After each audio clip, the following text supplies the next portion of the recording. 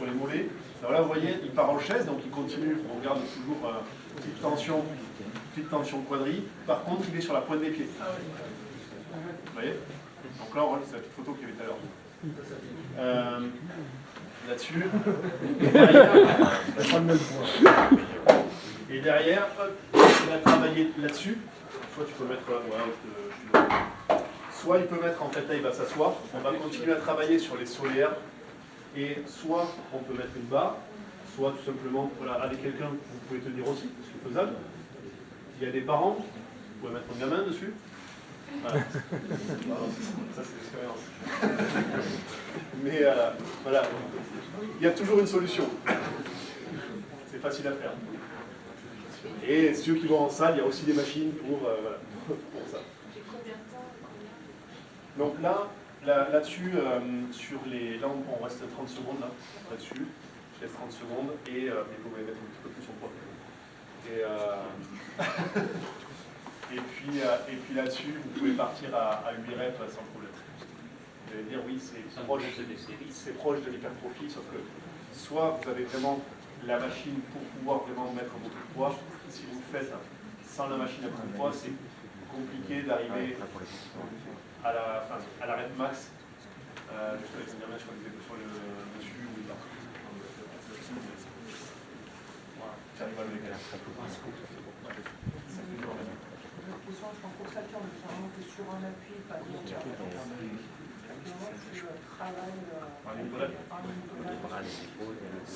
en fait, ça va dépendre sur... Là, lancer, c'est des propositions d'exercice. Mais alors, tu vois, on a travaillé par exemple sur le côté squat gars, sur les fentes, tout ça. Donc là, tu as une modale. On peut travailler aussi, changer les exercices de bipodal à unipodal si vous avez des athlètes qui ont un déséquilibre ou des athlètes blessés, qui sortent de blessures, par exemple. Souvent, ils vont compenser d'un côté. Ouais, c'est vraiment, il faut vraiment y faire attention. Justement, tout à l'heure, on parlait de Mathieu Blanchard, qu'on est de Bio aussi, et c'est vrai que du coup, il avait ce souci, justement, qu'il a arrêté sur l'UTMB, voilà, dans la Chine. Et du coup, ce qu'on a fait, c'est qu'en fait, on a tout remis en muscu, quasiment tout remis en unipodal, pour l'obliger, en fait, à éviter de compenser en permanence et de retrouver la confiance sur l'autre membre aussi. Donc on avait modifié en fait les parties musculation. Il faut savoir, on est dans le concentrique. Comment? Pour le moment, on travaille que... Là on est sur le concentrique, séance concentrique. On va attaquer une séance excentrique. Donc là vous avez vu, on avait 3 circuits. Circuit chaîne antérieure, circuit chaîne poste, circuit mollet. On part sur une petite séance excentrique. On a fait le même échauffement, là aussi continue qu'on a dit tout à l'heure. Et puis on va partir pareil, on va laisser une 30 entre chaque série. Premier circuit, réverse nordique. Ça tu l'as, monsieur. Réverse nordique, 6 reps. Là vous pouvez prendre, en fait, en soit votre athlète est un petit peu fragile, il part juste comme ça, ou alors s'il se sent bien, il prend une rondelle aussi dans les bras. Tout simplement, on rajoute un petit peu, pour régler lesté, on rajoute un petit peu de résistance.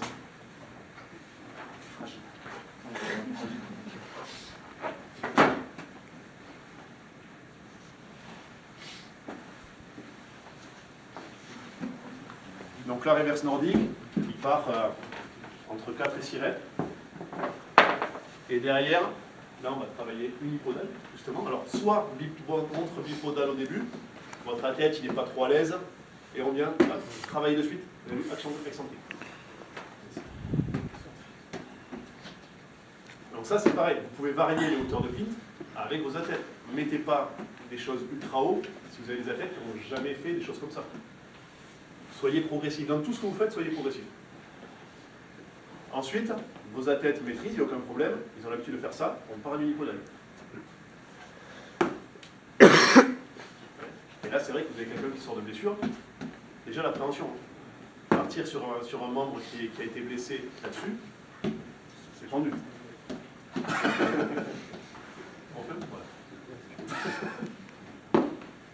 Ouais, donc là, grosse action excentrique. Donc, on vient de travailler justement le réverse nordique et directement ça. On est sur l'action excentrique des quadrilles. circuit 2, on va partir sur Nordic Hamstring. Et après, moi, tu veux le faire? Mets-toi là-dessus. Et après, le ballon.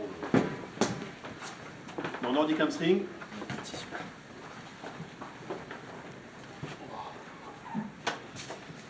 ça, vous pouvez le faire si vous êtes tout seul, vous pouvez le faire avec accrocher les pieds sur un escalier. Voilà, vous voyez, descend. Si tu fais l'erreur que tu as fait tout à l'heure, plie-toi. Ah, ok. Voilà.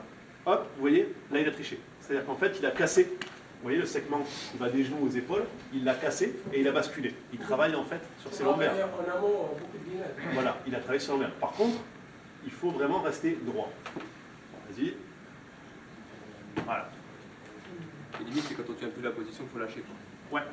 Et de toute façon, vous allez vite le voir. À un moment donné, vous sentez que ça c'est proche de déchirer derrière. Et là, vous lâchez. C'est rare d'avoir des athlètes qui embrassent le sol et qui remontent. C'est arrivé une fois. Je me suis retrouvé con quand même. Bon, c'était une danseuse, c'était pas une athlète, c'était une danseuse. Et c'était impressionnant. Parce qu'il fallait aller faire un bisou, le remonter. Enfin, j'ai jamais vu ça. Et donc, derrière, il va faire la même chose. Là, tu montes en bipodal, tu descends en unipodal. Et il retient la descente, en unipodal. On monte à deux jambes, on descend une jambe. Et tu retiens bien ta descente. L'excentrique. Donc on a travaillé excentrique en Nordic Hamstring, et derrière, on revient mettre une petite couche là-dessus, bipodal, unipodal sur la réception. Donc ça, pareil, 4 à 6 reps. Ceux qui ne maîtrisent pas au début, bipodal. Parce qu'ils ne seront pas capables, par rapport musculairement, et sur l'équilibre, en fait, de tenir un unipodal sur la descente. Donc vous pouvez, bien sûr, l'adapter en disant, on fait bipodal, et quand il le maîtrise bien, hop, on passe sur unipodal à la descente. Derrière, on fait la même chose sur les mollets. Donc, du coup, on part là-dessus. Donc, soit il a un mur devant, hein, c'est très simple. Tu veux mets-toi là comme ça, on dit le mouvement. Et donc, voilà, il y en a plein qui connaissent avec le mouvement de Stanish aussi, voilà, pour les pieds et tout ça. On monte à 2 pieds, on descend excentrique un pied. Là-dessus, c'est pareil, vous pouvez mettre de la charge. Ouais, mais vous pouvez mettre un gilet lesté, sans problème et tout. Et ça, on a un bon travail d'excentrique. On monte 2 pieds, on descend un pied. Le travail de périostite, c'est un bon travail. Périostite et tendinite. Voilà. Donc là, excentrique là-dessus, on peut le charger. Et derrière, on en profite. On met un petit peu, justement, on continue sur les mollets. Là, on ne sera pas en excentrique, on va mettre en plio. Mais un travail de corde à sauter.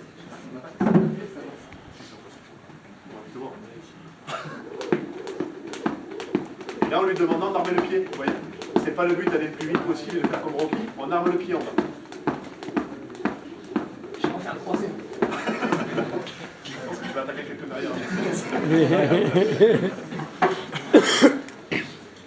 Donc, vous avez vu, circuit 1, circuit 2, circuit 3, pareil, on cible par un groupe musculaire et on travaille l'excentrique avec la progressivité de charge et des répétitions. Et le côté, on joue sur le bipodal. Mais tout ça, c'est facile à faire, sans beaucoup de matériel.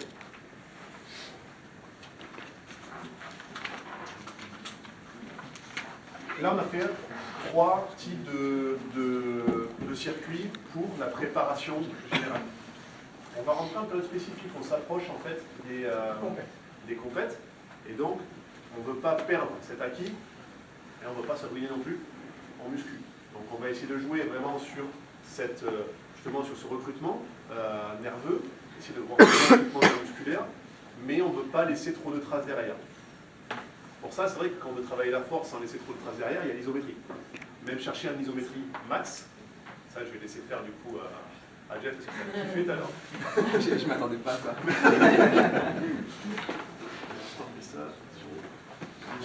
Tu descends. Non, 7. Tu l'as mis à. 7, mais c'était un peu bas, non? Non, tu l'as mis à. En fait, mets-le à 8. À 8 8 On va à 8 à 6 pendant 6. Ah ouais. Voilà. Là, j'étais crevé. Je pense que c'est ça. Là, on a fait 7, c'était un peu bas.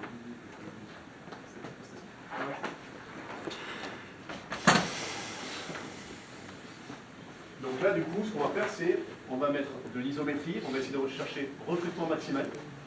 Et derrière, on joue sur les dynamiques. Donc là, on va partir sur on va partir en position de squat. Et on va le mettre 6 à 8 secondes en isométrie maximale. Alors regardez comment on fait. On se met dessous, tu te cales bien. Là, mettez en bonne position de squat. Voilà. Là, on se met en bonne position. Et là, il doit lever la cage. Allez, go! Allez, allez, allez, allez, allez, allez, allez, allez, allez, allez, allez, allez, allez, allez. Ok. Et derrière, 5 explosifs de chaque jambe, en sautant. Donc là, il y a eu recrutement maximal, et on se sert de ce recrutement, et on monte à l'explosivité. Là, vous pouvez varier, pareil, là j'ai mis haut parce que je suis sadique, hein, mais vous pouvez varier aussi la hauteur du bloc.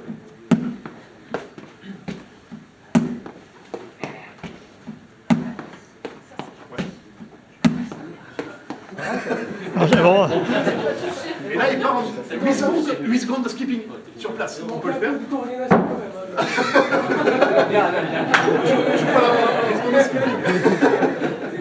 même. Skipping sur place. Monte un peu, hauteur de hanche. Donc là, bon, là on le fait sur place parce qu'on n'a pas la place. Sinon, on voulait le faire justement sur la piste ou quoi, avec des plots tous les 4 pieds. Et par contre, ligne droite. Et là, bon, vous laissez vite un mouvement d'athée, skipping en fait, avec plot tous les 4 pieds en fréquence. Ok? Une ligne en skipping. Là, mine de rien, c'est. Il n'y a pas besoin d'en mettre plus. Voilà, parce qu'on est vraiment sur de l'ISO max. Et ça, c'est vraiment intéressant. Mais non. Sans laisser de traces. Bon, là, il a quelques traces, mais. Non, mais là, ça va, en fait, les gens, c'est fini, c'est cardio. C'est ça. Mais musculairement, vous ne laissez pas de traces. Et c'est ce qui est intéressant en période spécifique, en fait. Donc ça, c'est un exemple. Vous pouvez le faire également à la presse.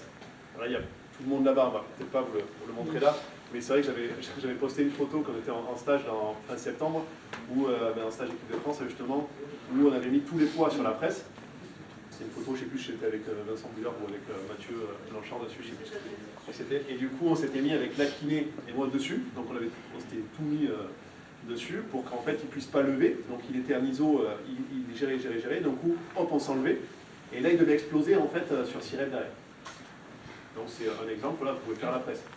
Ça, c'est si vous allez en salle de muscu. Sur la presse, vous n'avez pas la maison. Mais vous pouvez le faire aussi quand vous ne voulez pas prendre de risque aussi avec trop de poids dessus, sur les squats.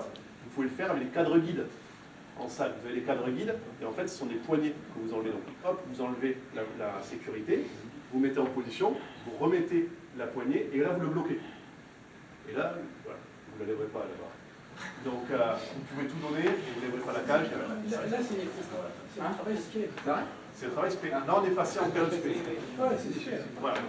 Mais là, par contre, tu vois, on garde en fait un travail de force, vraiment un travail de force, mais on ne laisse pas de traces pour la période spé.